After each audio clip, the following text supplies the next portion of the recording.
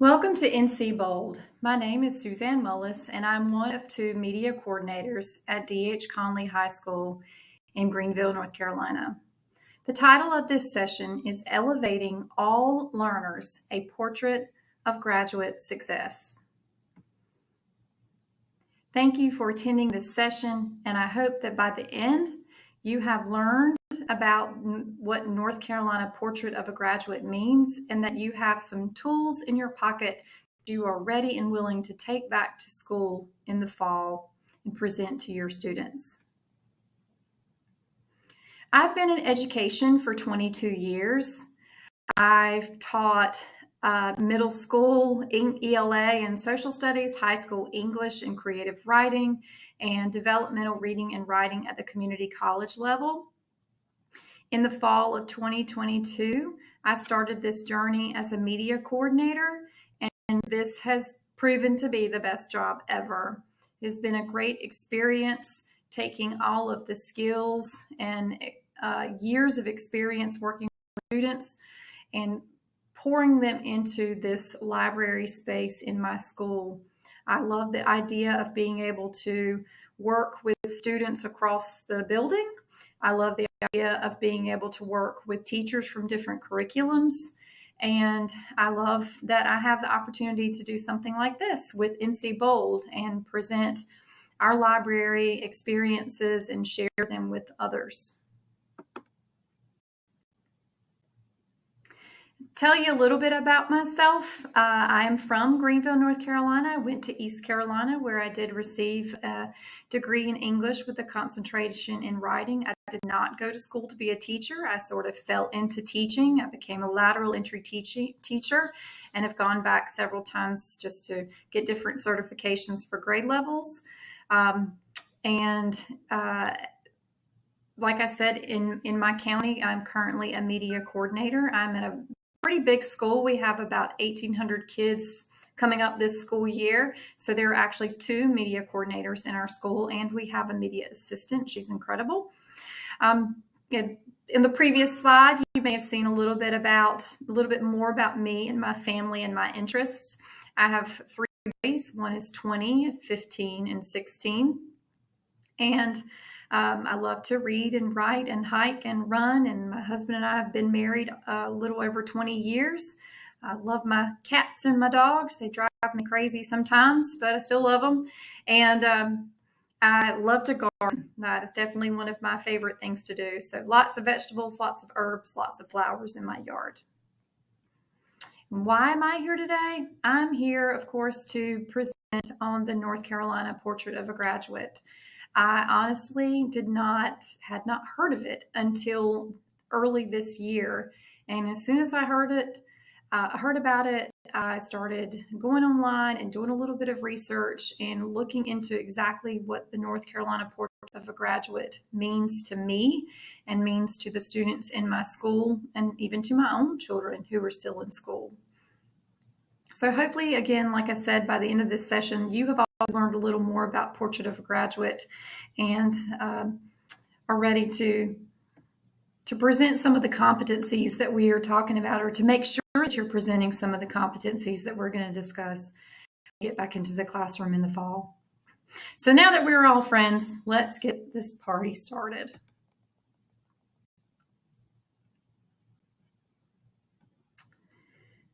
This is just a little short quiz that I offer in my session. It's just a few questions to see who knows anything about Portrait of a Graduate. Have you heard of it before? Who does it affect? Who is responsible for doing anything with Portrait of a Graduate in a school? And the students are the ones that are mostly affected. But I have to say, I feel like we all are affected by it in some way. And we'll learn a little bit more about that and connect to that a little bit more as we go through this session. The video that we're going to watch is about 5 minutes long, but it's from the state of North Carolina, and I feel like it really lays out what Portrait of a Graduate is, with some examples and supports and mentions, as you see to the right, the 7 competencies that to reflect on throughout this session. Those 7 competencies are teaching adaptability, communication, empathy, personal responsibility, collaboration, critical thinking, and developing that learner's mindset. So let's take a look at this video. Hopefully the feed will be good throughout.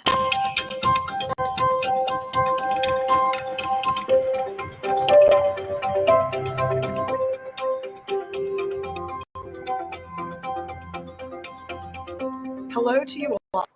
I'm State Superintendent Catherine Truitt, and I have such exciting news. After nearly a year of collaborating with and listening to citizens across the state, we are thrilled to unveil the new North Carolina Portrait of a Graduate. This portrait has come a long way since we initially announced its conception last fall. Built upon the hard work of over 1,200 community volunteers across the state, we have identified the 7 competencies that, when combined with academic rigor, will create a deeper learning experience for all students. Now more than ever, learning must not only provide traditional academic content, but must also be more intentional about fostering communication, collaboration, adaptability, and other durable skills that our students need to thrive. Through the Portrait of a Graduate, districts across our great state can incorporate these competencies into classroom instruction, which in turn prepares students for the real-world job readiness skills. Employers are looking for folks that are talent that is career ready, that has durable skills like teamwork, adaptability, the ability to problem solve. That's what we're looking for in the talent today. The K-12 system teaching those durable skills allows business to align better with the education community and make North Carolina a #1 place for job creation, healthy communities, and maintain our #1 state for business. The competencies included in the Portrait of a Graduate will help educators across our state ensure that students graduating from our schools will be prepared for the world. As much as it is a beautiful thing to watch a student learn how to read, it's equally important that they know how to contribute to their community, be a positive member of a group, and collaborate. I've watched students learn how to develop skills such as empathy, communication, and resilience. These competencies will ensure that we know what that looks like, and we are able to have that happen in every single school in our state. So getting these characteristics to show up in the classroom means rethinking our pedagogy. It means not a whole classroom sit and get. It means active learners. It means participation by students. It means collaboration. It means not always giving kids answers and letting them arrive at them on their own, and being creative thinkers. And that's not always an easy process for teachers or for students, but it is something that mimics real life, because in the real world, they're going to be given jobs, they're going to be given problems, they're going to be given things to solve, and they're going to have to think much more globally than a worksheet or a traditional lesson. As districts receive more about these durable life skills and competencies, they can begin to weave and integrate these into their curriculum, their teaching standards. Local teachers are able to adopt these and implement these into their practice. It will also be a guiding tool for those who are looking to get in a certain sector or a certain career pathway. This can also be a tool for businesses to evaluate talent as they interview and recruit into their workplace. Most importantly, I believe that the Portrait of a Graduate is an excellent way to provide communities a set of skills, a set of competencies that we hope that all of our residents embody as they do community work, as they work on their careers, and as they pursue their further advancements along life's journey. As implementation of the statewide portrait begins, parents and students could see these 7 competencies introduced into their classroom learning experiences. Additionally, over time, these competencies will anchor a more comprehensive accountability system, helping to redefine school and student success. The statewide portrait will guide this work, ensuring our future workforce, our students, are truly prepared for civic life, career, or college. As we kick off this work, I want to thank all the volunteers and partners who gave selflessly of their time to help shape a portrait that we can all be proud of. Integrating these competencies into our classrooms will ignite a passion for learning while preparing students for what's next, and we can't wait to get started.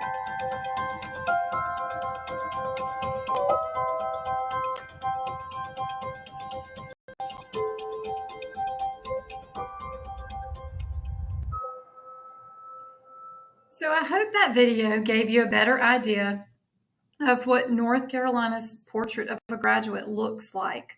Again, those 7 competencies that were mentioned are evolving over time to probably build and dive into, standards and curriculums a little bit more.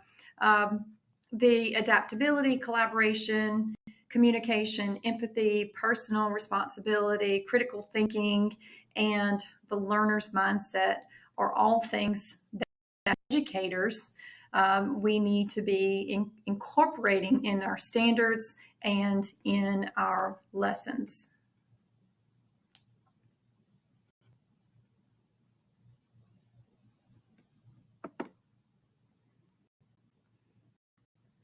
So what does Portrait of a Graduate mean to you as an educator, administrator, to me as a media coordinator, and as a parent? This Padlet would take session members to a page where they could actually respond to that. And we can kind of look across the Padlet page and see what different individuals, how they feel like they are affected or influenced by Portrait of a Graduate. For me, as a media coordinator, I feel like it is an opportunity for me to do exactly what the video said. It is an opportunity for me to take those 7 competencies and make sure that they are applied and embedded in the experiences that students have when they come into the library, as well as in the lesson plans that are created when I'm teaching or we are teaching in the library or collaborating with other teachers. So the next few slides are some examples of activities or lessons, collaborations that we've had in the library this past school year.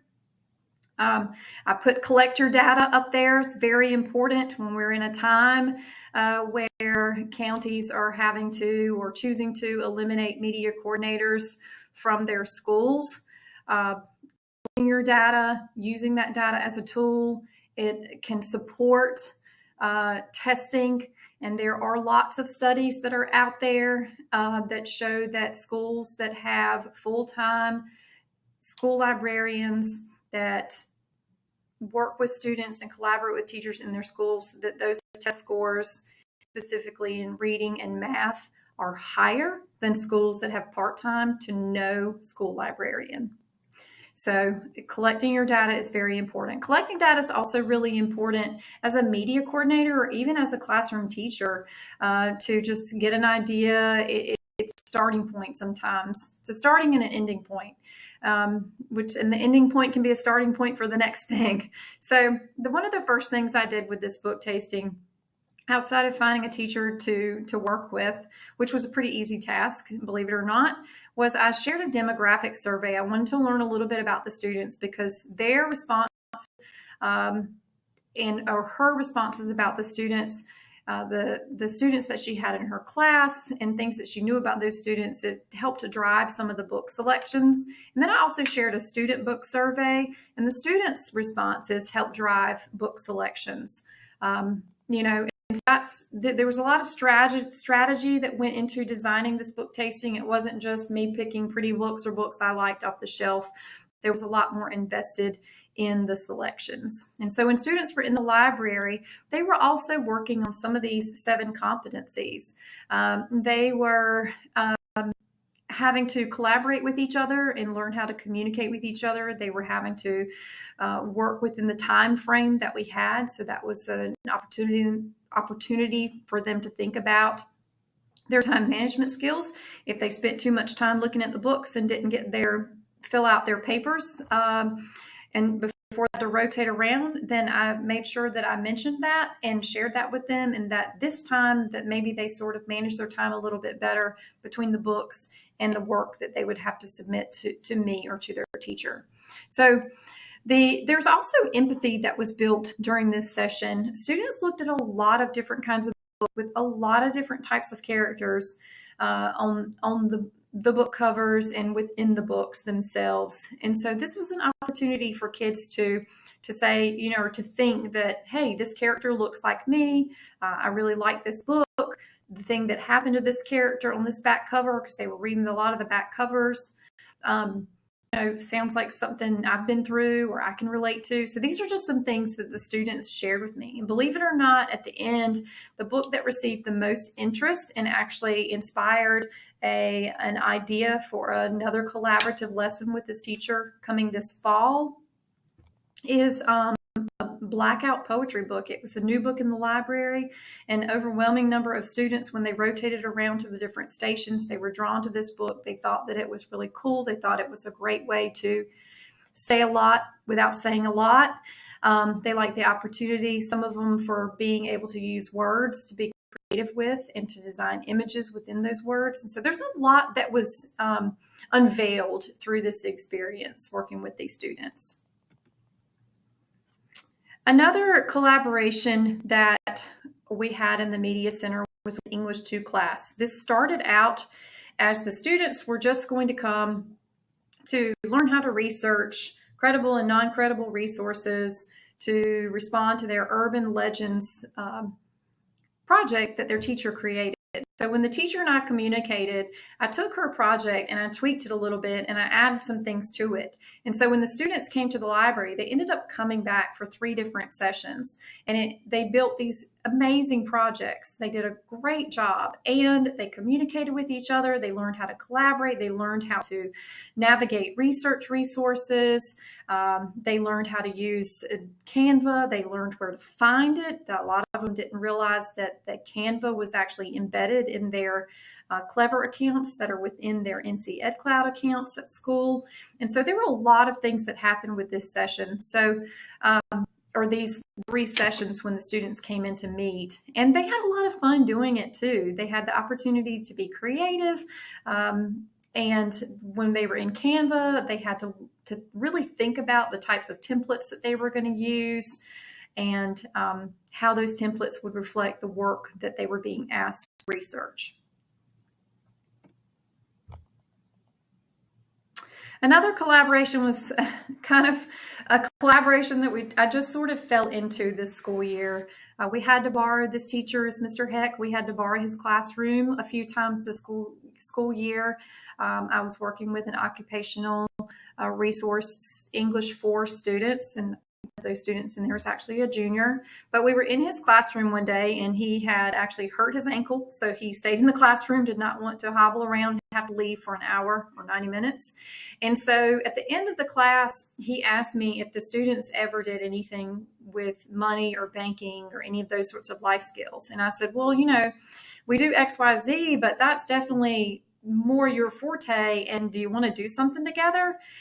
And like, yeah, that'd be great. So we talked briefly.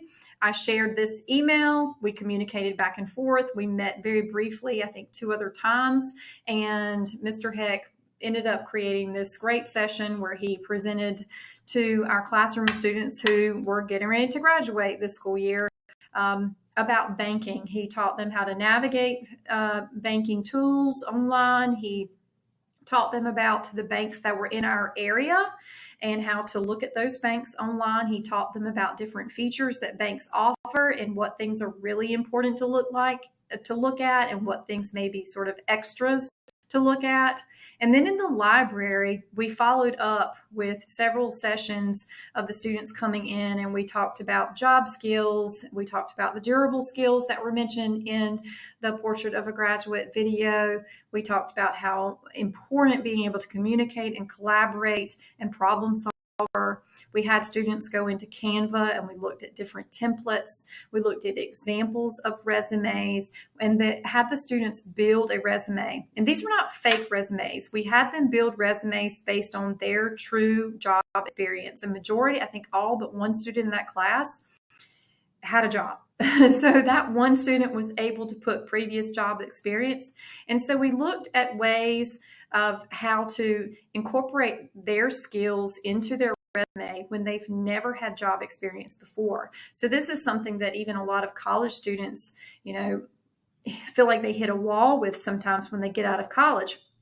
They've had all this learning, all this education, and then they're ready to take on this job that they have invested all these years in learning about, and then they go to get a job and they have no experience. So we talked about how to present your skills, your true skills, in a resume that would make an employer, interested in reaching out to you for a specific job. This art collaboration happened literally the last week of school before final exams occurred.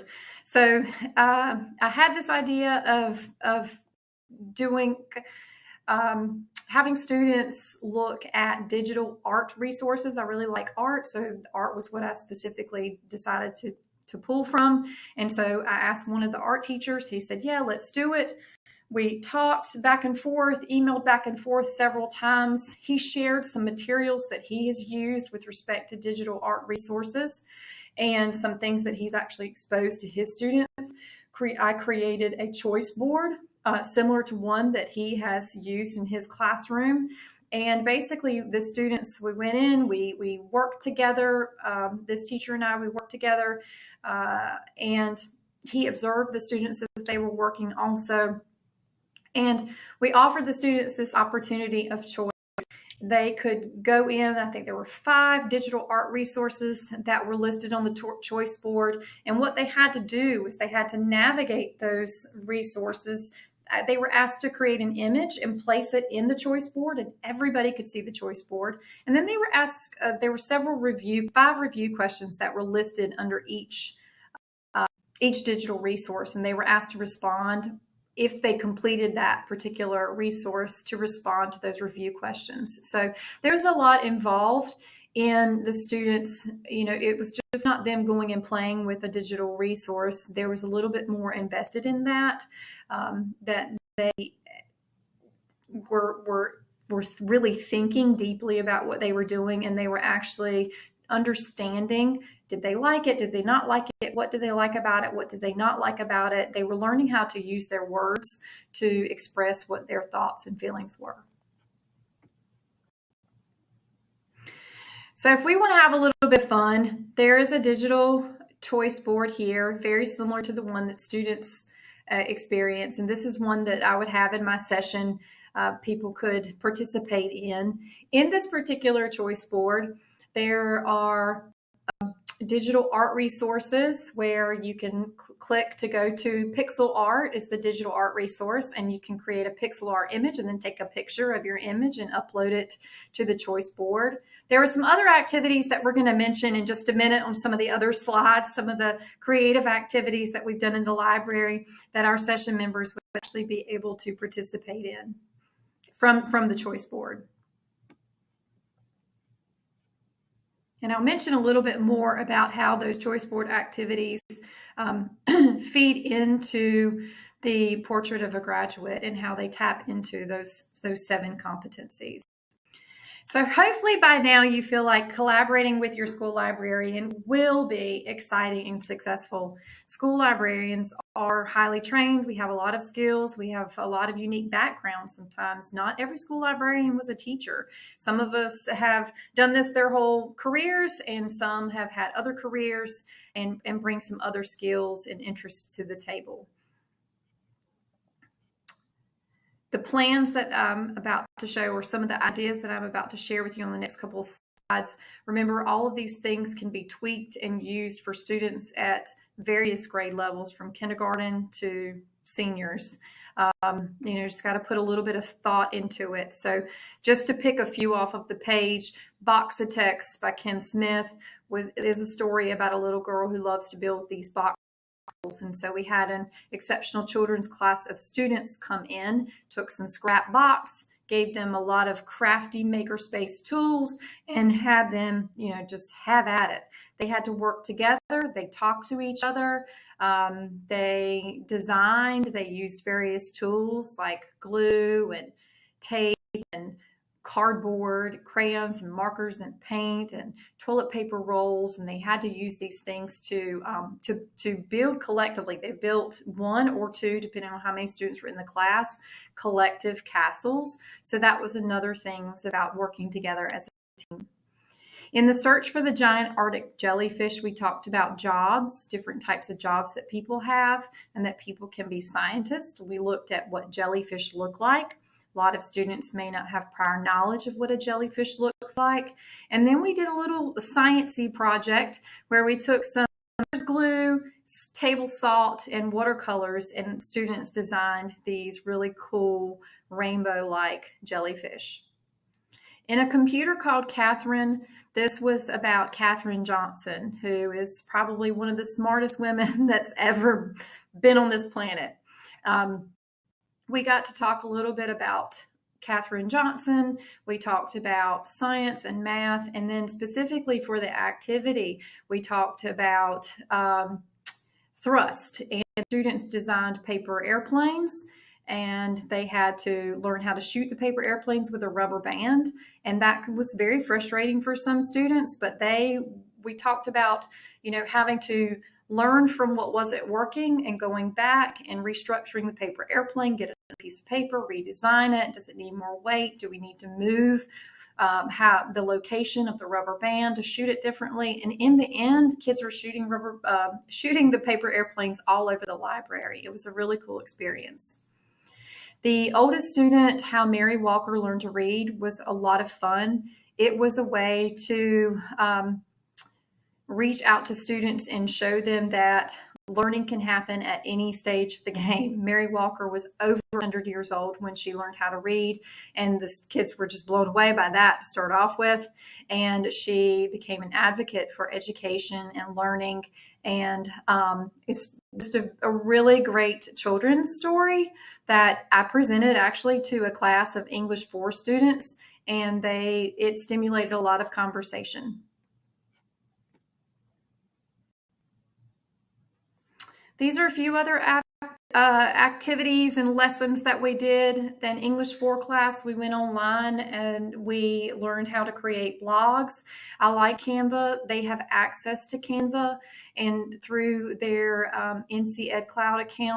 So we looked at different blogs. We looked at blogs online. We talked about the types of material that you should and should not put in blogs, and personal information, that you could or should not put into blogs, and other things. And if you were actually creating a real blog, what are things that might stimulate interest for others? And so students worked on those. These were 2 little examples of just a first page that students shared with me. Odd Inventions was a fun book that we worked with. Dinosaur Days was one of the best. That was what we did here near the end of the school year. We happened to have a blow-up dinosaur costume in the library, so I put that on. My other partner librarian, it said that she used to have 2 of those, so we were going to dress up together, but one of them, we couldn't find the other one. But we talked about dinosaurs. We talked about fossils. Again, giving the kids a little bit of prior knowledge. We looked at videos, we looked at images of what fossils were and talked about what that meant. And then we had students craft these models. We had them actually take flour and salt and water and mix it together and get their hands into it. And I brought some seashells from my yard at home and some dinosaur toys, and had them play around and push into the molds and make these fossils. We talked about how old fossils are, and if they were smushing too much, and they could just ball it back up again and start over, in order to make the fossils look like they wanted to. So throughout all of these activities that I shared today, I definitely tried to touch on the 7 competencies: creating adaptable situations for students, allowing students to communicate with each other as well as with the adults that are in the room, creating empathy for others, which is something that we do in the library all of the time, just by presenting different types of books with different characters from different backgrounds and experiences, and being open and welcoming and sharing those books with our students. And so I hope that you have learned a little bit about North Carolina Portrait of a Graduate. I could probably talk for another 30 minutes about it, but I'm going to let you go now. Please go to the websites in the video and learn a little bit more about it. And I would love to know more in the future. Maybe we'll meet again next year, and you can share some of your great collaborations and great lessons that you've had with your students and how they have touched on Portrait of a Graduate. Thank you so much.